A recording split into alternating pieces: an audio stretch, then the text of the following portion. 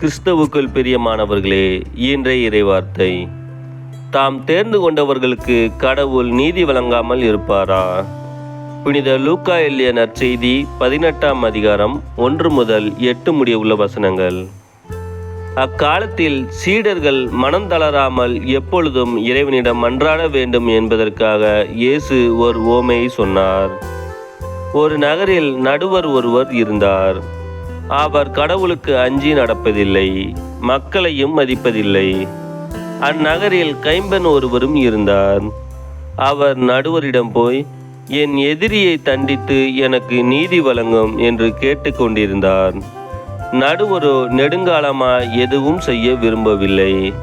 பின்பு அவர், நான் கடவுளுக்கு அஞ்சுவதில்லை, மக்களையும் மதிப்பதில்லை என்றாலும் இக்கைம்பெண் எனக்கு தொல்லை கொடுத்து கொண்டிருப்பதால் நான் இவருக்கு நீதி வழங்குவேன்.